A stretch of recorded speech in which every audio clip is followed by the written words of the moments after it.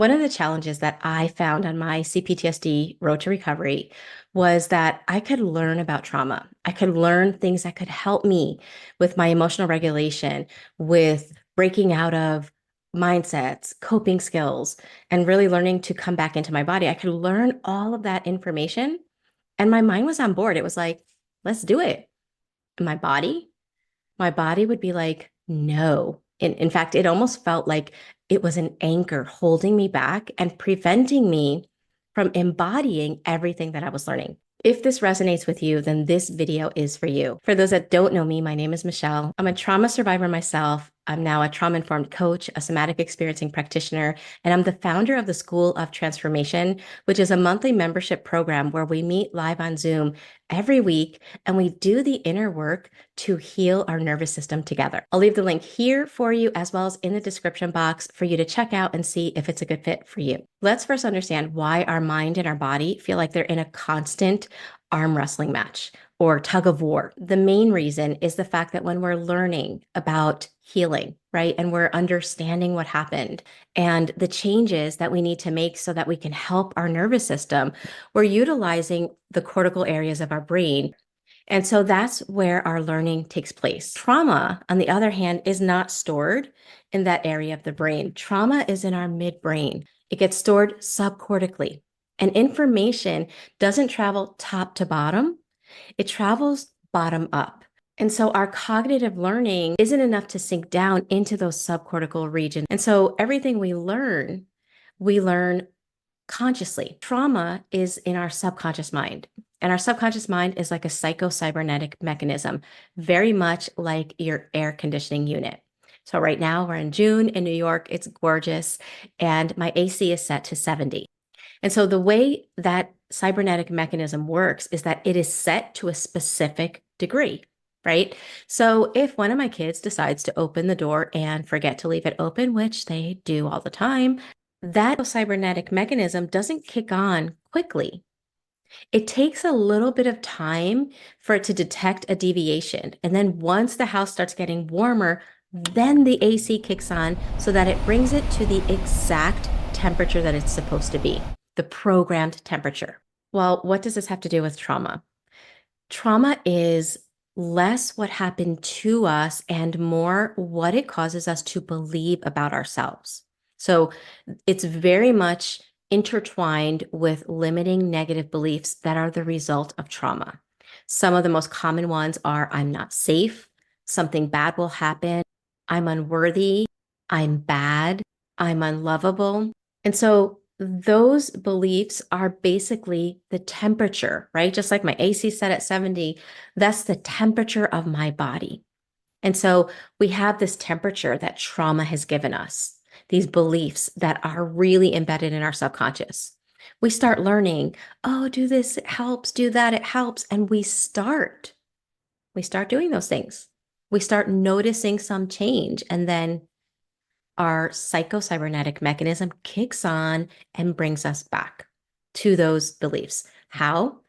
Through self-sabotage, a harsh inner critic.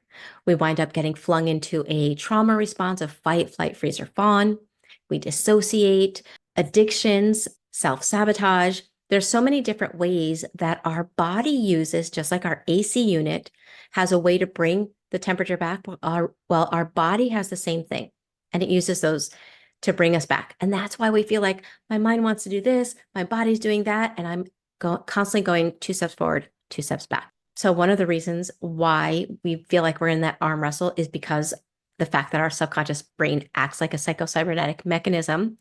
And then the other reason is because the two areas of our brain speak different languages. So our cortical regions, we can learn fast. We can watch a video. We can do an exercise. We can read a book, and we learn, we get it, we grasp it. It makes sense. This area of our brain learns through sensations. And so it's almost like they speak 2 different languages. So imagine you want to feel like I love you, right? And you want words of affirmation from me. And I give you the most beautiful, poetic words of affirmation in a language you don't understand. It might sound pretty, but if it's not reaching your heart, it's not really going to do much for you. Well, it's the same thing with when we're learning about healing. We might learn tools that are really, really helpful. But if we're only cognitively learning and not also learning how to embody the information, then we're only going to notice temporary change.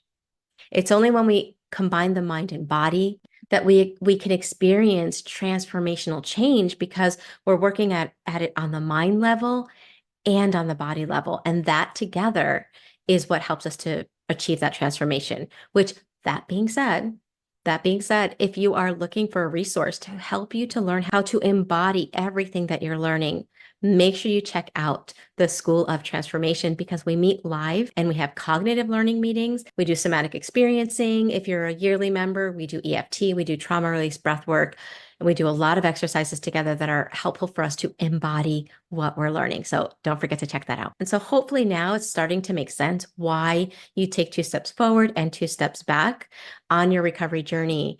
Now, in one of my last videos where I was talking about the neuroscience of trauma memories, I mentioned doing an exercise to help you to learn to be with sensations in the body. Now, the reason for this exercise, which I will get to soon, but I do want to explain it if this is your first time watching this video. It's a pendulation exercise, and I want to explain the value of it first, because sometimes we think that healing is learning an exercise that causes you to change your emotional state, which in part is true. When unhealed trauma comes up in our body, what we want to do is feel something different. We don't want to feel so overwhelmed, so dysregulated. We want a different emotional state. So that part is true. However, if you just do an exercise that when you feel something uncomfortable causes you to feel something different, that's symptom management. Because as soon as a strong emotion comes up again, you're going to want to do that again. And then you're going to be going back and forth, which might sound great because at least you're not always in the dysregulated state. But at the same time, you're not addressing what is causing that dysregulation. And so the real purpose of pendulation is to help you to build capacity to be with strong sensation, because it's only when we can be with it that we can start to process it, support what's there, and then upgrade and update what's still stuck in the body. And so that's the real purpose, is so that we can learn to build our ability to be with strong sensation. And the reason we have to build that ability is because I know in my case, I wasn't taught how to be with strong sensation. If you grew up in a household where you were forced to repress, right? You weren't allowed to be mad. You weren't allowed to be sad. You were told how to feel, or you were shamed and blamed anytime you emoted. Well, feelings became dangerous. And so when we start to feel them, our protective self steps in to do anything and everything to keep us from feeling emotions. And so we want to heal, but there's that saying, you need to feel it to heal it. Well, how do you feel something that feels so dangerous in your body? Well, you build your capacity to be able to be with that. And you do it in stages, just like going to the gym. If I want stronger muscles, I don't go to the gym and pick the heaviest weights there. I'm going to hurt myself. I pick weights that meet me at my capacity. Oh, this I can lift without hurting myself. And then as I'm with those weights for a period of time, then I increase and I build my strength to the point where I can reach the goal of whatever weight I'm trying to reach. Well, we have to do that emotionally as well. And I say that because sometimes I know with myself, we tend to want to dive headfirst into trauma. We want to just get in there, get it out.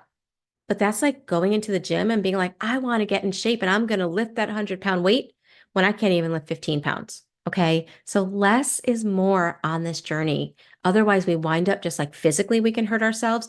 Emotionally, we can hurt ourselves as well. We can wind up flooded. We can wind up so dissociated, it can take days, for some weeks, to come back into our body. We do not want to do that.